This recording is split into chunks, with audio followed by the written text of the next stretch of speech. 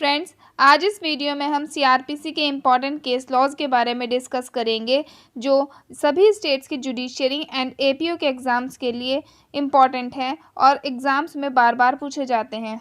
चलिए शुरू करते हैं।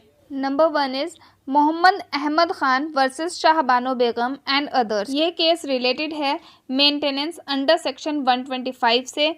This case deals with the maintenance to a Muslim women. Muslim women को मेंटेनेंस अंडर सेक्शन 125 मिलना चाहिए, वो इस केस में हेल्ड किया गया।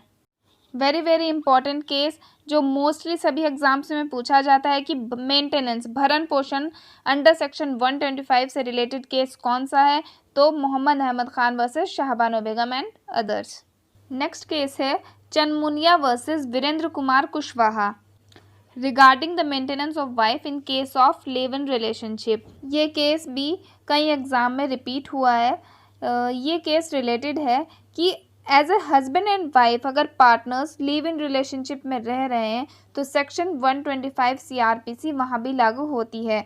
ये केस इस टाइप से पूछा गया था कि section 125 CrPC also extend to partners of a live in relationship in which case, या इस टाइप से भी पूछा जा सकता है कि in which case the maintenance of wife in case of live in relationship. Next one is Lalita Kumari versus state of UP. Most important case. ये केस इन्वेस्टिगेशन पार्ट से रिलेटेड है। इसमें हेल्ड किया गया कि FIR is mandatory in cognizable cases. संज्ञेय अपराधों में एफआईआर का लिखा जाना मैंडेटरी है, ज़रूरी है। कॉग्निजेबल केसेस संज्ञेय अपराधों की FIR under section 154 of CrPC लिखी जाती है। एग्ज़ाम पॉइंट ऑफ व्यू से ये भी आपको पता होना चाहिए, ये भी क्वेश्चन बार बार रिपीट होता है। नेक्स्ट इज शीला बरसे वर्सेस स्टेट ऑफ महाराष्ट्र। ये केस रिलेटेड है rights of women related to arrest. गिरफ्तारी से रिलेटेड जो औरतों के अधिकार हैं, वुमेन्स के जो राइट हैं, वो इस केस में बताए गए हैं। Next one is CBI versus Anupam J Kulkarni regarding custody if necessary can be ordered only during the first period of 15 days. Most important case DK Basu versus state of West Bengal. ये case इस type से भी question में पूछा जा सकता है कि त्रुटिपूर्ण अन्वेषण इनएक्यूरेट इन्वेस्टिगेशन से संबंधित कौन सा केस है, तब भी आप ये लगाएंगे DK Basu versus state of Bengal.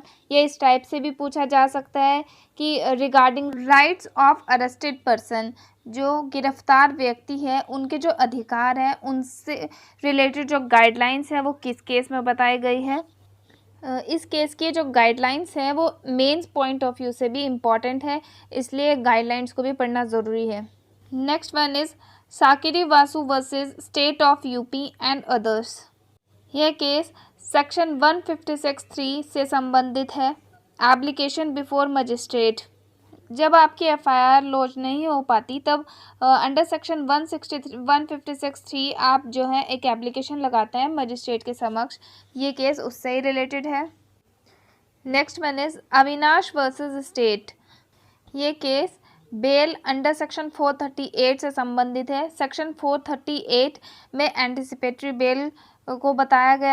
ये केस इस टाइप से भी एग्जाम में पूछा जा सकता है कि बताइए किस केस में हेल्ड किया गया कि maintenance not a condition to grant anticipatory bail, कि अग्रिम जमानत के लिए जो भरण पोषण है वो कंडीशन नहीं हो सकता। Next one is Thirumali Kumar versus state regarding issuance of warrant under section 82(1) और 82(4).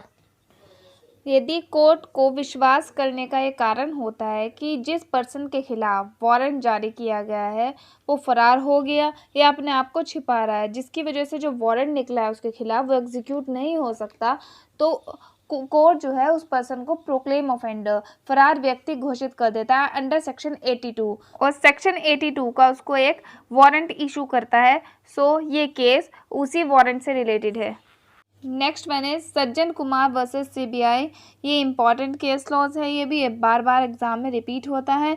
ये रिलेटेड है scope of discharge under section 227, जो सीआरपीसी की धारा 227 में डिस्चार्ज उन्मोचन जो होता है उसके रिगार्डिंग ये केस लॉज है। सो फ्रेंड्स, ये वीडियो ज़्यादा लेंथी होती जा रही है। अब भी जो सीआरपीसी के इम्पॉर्टेंट केस लॉज बचे हुए हैं उनको मैं पार्ट 2 में डिस्कस करूँगी, तो उसके लिए आप पार्ट 2 को ज़रूर देखें। Thanks for watching and please subscribe and like the channel. Press the bell icon for daily notifications.